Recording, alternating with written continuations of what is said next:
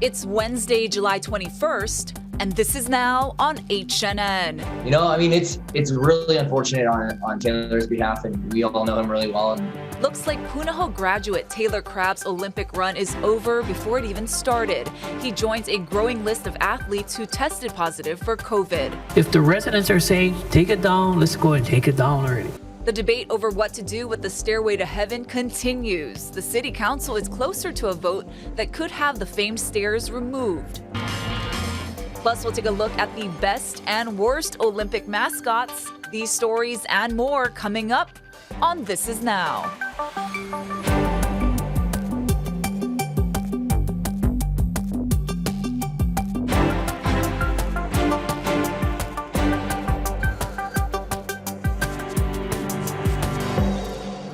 Good afternoon. Thanks for watching This Is Now. You got Jonathan and Ashley here coming to you from the brand new H&N Digital Center. So for the 7th straight day in a row, the state is reporting triple digits in case numbers. DOH is reporting 163 new COVID infections today, along with 1 new fatality. The breakdown by island shows 9 cases on the Big Island, 4 on Kauai, 18 on Maui, 99 on Oahu, and 33 out of state. 14 of those cases are probable. As we take a live look at Tokyo, the COVID threat is looming over the Olympics, where competition has already begun even before the opening ceremony this Friday. More than 70 people, from athletes to staff, have been infected with COVID, including a member of Team USA with Hawaii ties.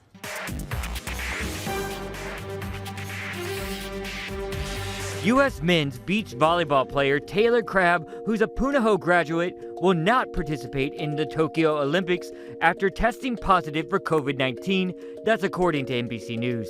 U.S. Volleyball said in a statement that the health and safety of our athletes, coaches, and staff is our top priority. We can confirm that a member of Team USA tested positive upon arrival in Japan. Reports say Crabb could be replaced by fellow Hawaii native Tri Bourne. No, I mean, it's really unfortunate on Taylor's behalf, and we all know him really well and can only imagine what he's going through. But for Tri, you know, they always tell you, like, you got to be ready for your opportunities. And I think that's kind of the mindset he's going to be taking into it. He's ready. He's bumming. It's one of his local boys from when he was growing up. But at the same time, like you said, they're professionals, and he's got to be ready to play now. And the U.S. needs a team out there, and I think he'll be ready to go. Now, that was former UH volleyball player Joe Woosley speaking there. We'll have much more on that interview coming up tomorrow on Sunrise. You'll want to check it out. Meanwhile, Tokyo reported more than 1,800 new cases, the highest number since January. Japan is still lagging far behind in vaccinations. Only about 23% of residents are fully vaccinated. Still, the head of the World Health Organization came out and backed the competition going forward. New details on First Lady Jill Biden's trip to Hawaii. She'll be stopping in Hawaii this weekend. The White House says she'll be visiting a vaccination clinic at a high school. Before she comes here, she'll be in Japan for the Olympics opening ceremony. Also, while in Japan, she'll dedicate a room in the U.S. Embassy to former Hawaii Senator Daniel Inouye and his wife, Irene Hirano Inouye. Senator Inouye died in 2012. Hirano Inouye died last year. A new website created by the County of Kauai aims to give visitors more information on how to get around the island. GetAroundKauai.com was created in response to the current shortage of rental cars. The website gives visitors environmentally friendly alternatives to driving around Kauai, like taking the bus or reserving shuttles. For a link to the site, just head to our website, hawaiinewsnow.com.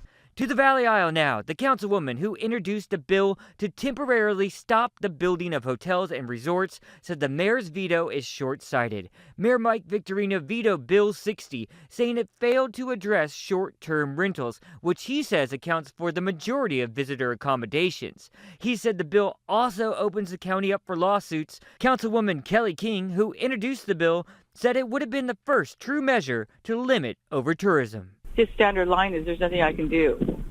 You know, and I don't believe that. There's always something we can do. And one of the first things we can do is to stop building new hotels and resorts.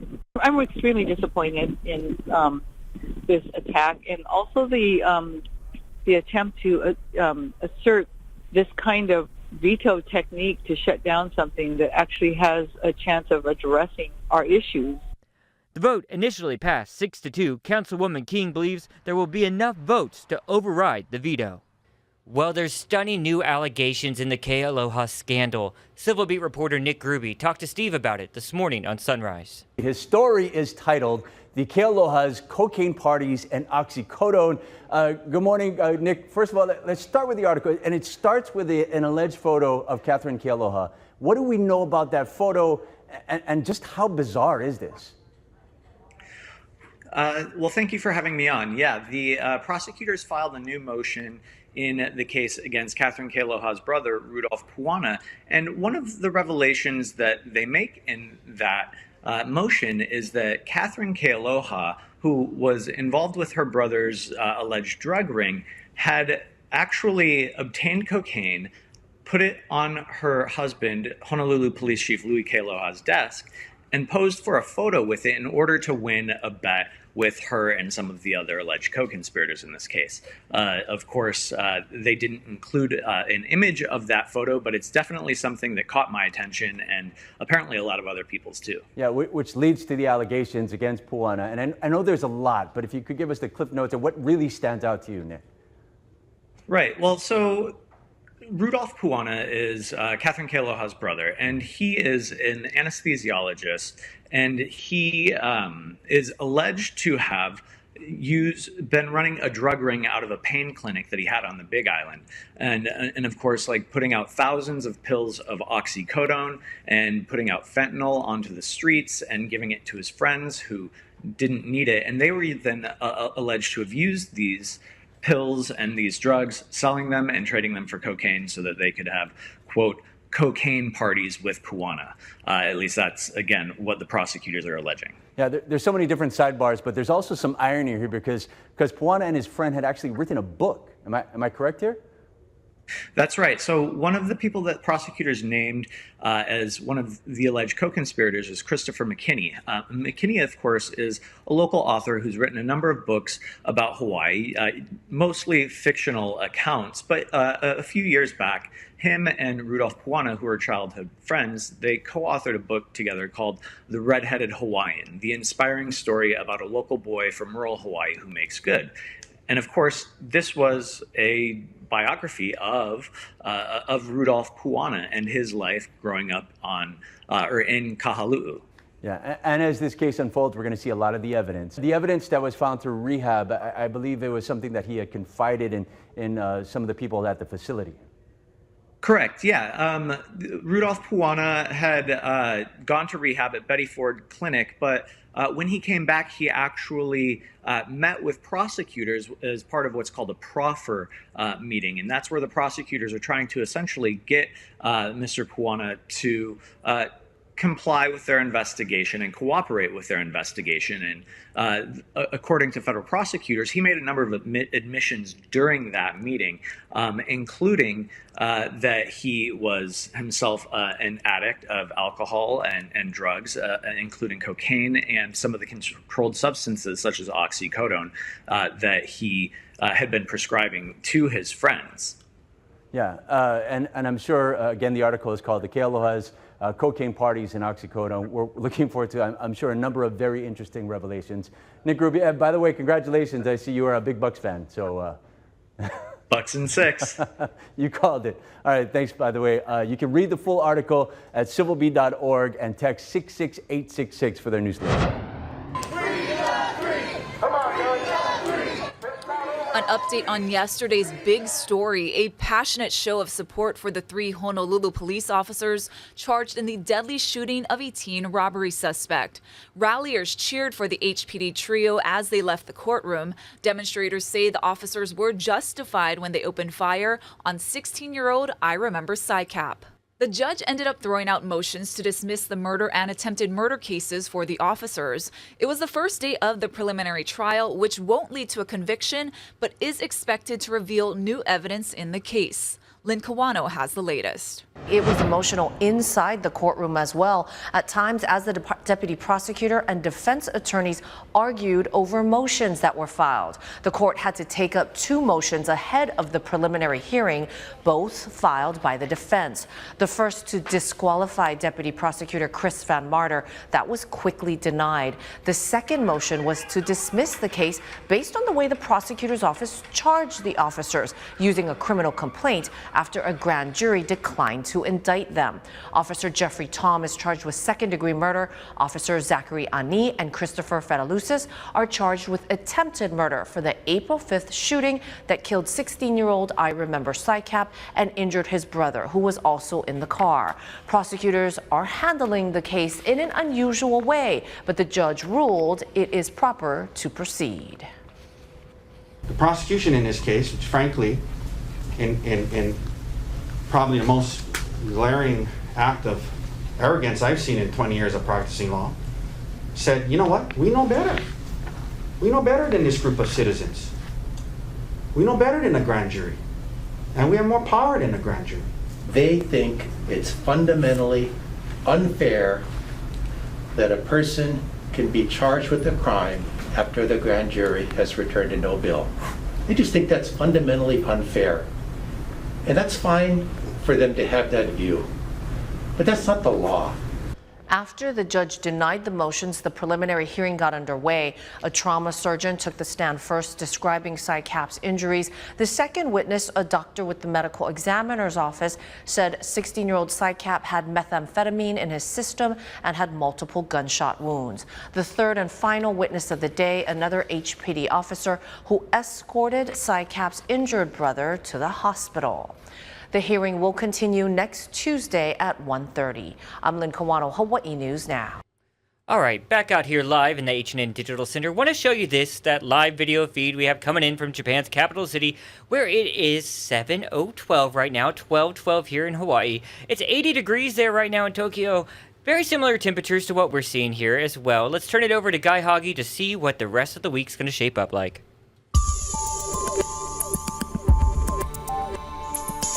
The winds will be pushing those showers along at a good clip. That will limit the rainfall buildups. It's going to be drier for most leeward sides like Kailua Kona. Although Kona, because they don't have the trade winds, they might get some afternoon clouds and some afternoon showers. So again, a few more clouds today, a few more showers for this morning, and then drier by the middle part of the day for leeward sides. And those trade winds will be running brisk and breezy, and that's why there is still a small craft advisory posted for some coastal waters. Now the surf's going to be small most everywhere except for on the east shore. That's where it's big, it's choppy. It's pretty torn up, not really good at all, and there are no significant swells coming in anytime soon. So we're not expecting a whole lot of rain, but it's not going to be totally dry. A little cloudy this morning with some windward and mauka showers today. We're expecting more sunshine with breezy trade winds all the way through Sunday, and on Sunday into Monday, we could see some moisture from the leftovers from Guillermo.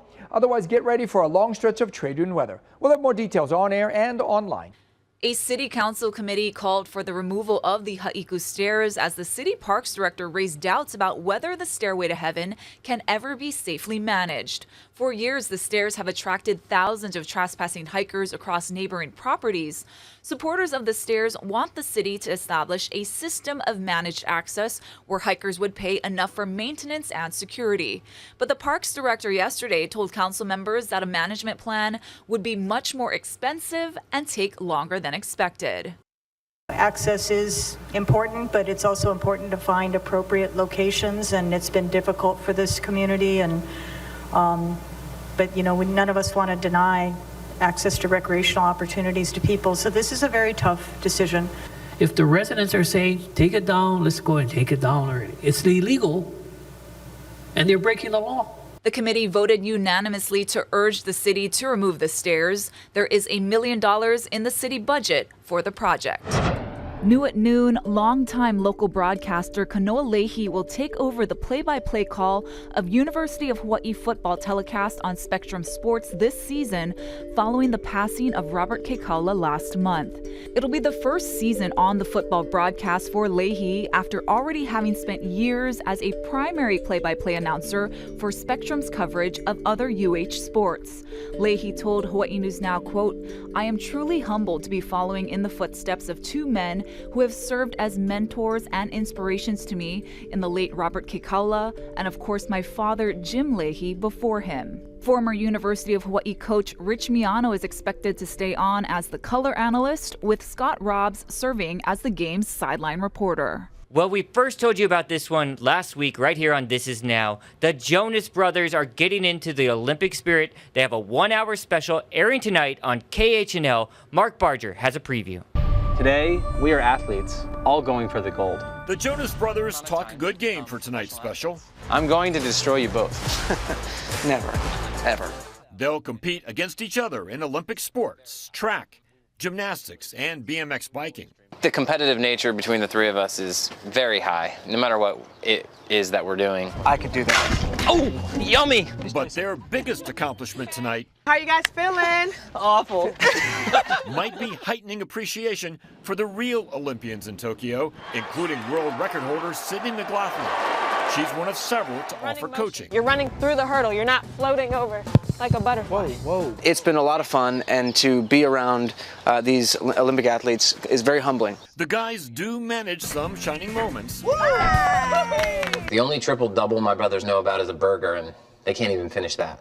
Finishing was also an issue at the BMX track, where these practice runs went fine, but in the eventual race, Nick fell, suffering a cracked rib the night before the voice finale. I've been better, but I'm doing all right. That injury literally taking Jonas out of his comfort zone. Even if you're not a fan, you're going to see us in a way you've never seen us before. And if you're really not a fan, like you hate us, you're going to love this show because we make complete fools of ourselves. Ensuring the Jonas's Olympic dreams remain just that. Mark Barger, NBC News. Oh my gosh, they were for real. That was so good. Again, that airs tonight on KHNL. And for our podcast listeners, there were some great feats taking place there. Some really tough ribbon dancing, but those hurdles, which I just learned Ashley used to run the hurdles. In high school, I mean, I can't do it now probably, but... Obviously they can't either. That looked vicious. That looked very vicious. All right, you guys, we got some news from down under. Brisbane has been named the host city for the 2032 Olympics.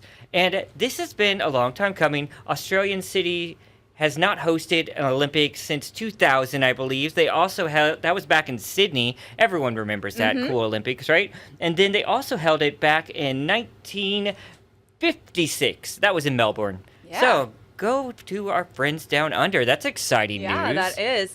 And the USA weightlifting team, their road to the Olympic Games went through Hawaii. So all 8 team members have been living and training inside a ballroom at the Alohi Resort in Waikiki the past week. After 2 months of planning, the team behind Team USA was able to equip the athletes with all their training equipment despite being thousands of miles away from the mainland. Now, the first weightlifting groups start competing this Friday in Tokyo. Very cool. And in a show of respect for her hosts, Team USA surfer and Hawaii native Carissa Moore delivered a special thank you to the Japanese town of Makinohara for hosting the team's pre-Olympic Games camp. The 4-time world champ also presented the town's mayor with a gift of banana nut butter made by her husband's business here in Hawaii, which uses locally grown bananas. Now, the mayor thanked Moore and said that the team's camp taking place in Makinohara had, quote, truly left a big legacy. The U.S. team spent several days in Makinohara, located 3 hours southwest of Tokyo on the coast, to get acclimated to the climate and prepare for the competition. Now, the surfing event at the Olympic Games will start on July 25th. Also presented, did you know Carissa studied Japanese for several years in middle and high school? I didn't know that, but I've been watching her social media, and she's been speaking in Japanese. So very impressive. And her and her husband often have a giving spirit, so go them. Yeah. Go them. So, did you know it's not just the athletes competing this year at the Olympics, the mascots are getting into the game. Here's Ian Lee with more on that competition.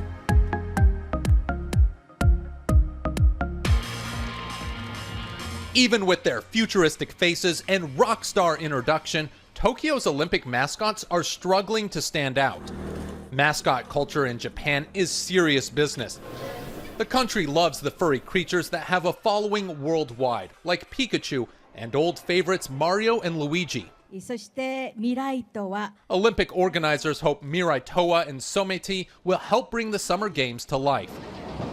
Mascots have a long history at the Olympics. The first official one debuted nearly 50 years ago with Waldy the Dachshund at the Munich Games in Germany. But in Japan, the multitude of mascots do more than just promote events and brands. They help folks let their hair down. This teacher of the trade says they make you smile when you see them, and you can immediately shake hands or hug. And they can get some pretty personal questions. People want advice about their lives and work, this character says, like how to be nice to a boss you hate or how to deal with a deadbeat husband. Opening up to a mascot may be easy, but being one isn't. Costumes can be heavy, hard to see out of, and hot during the summer. But with enough grit and endless energy, you could stand heads above the rest. Ian Lee, CBS News. All right, thank you, Ian Lee. So those mascots were chosen from 16,000 Japanese elementary schools across the country and abroad. So there was a vote that took place to choose them. Not always the case. There's been some losers when it comes to mascots, right? And we wanted to run through some of those right now. So let's start with this guy, Ashley. What'd you find? All right, we want to apologize in advance to our international friends for our mispronunciations if it happens. So we're going to start with Grenoble, France in 1968.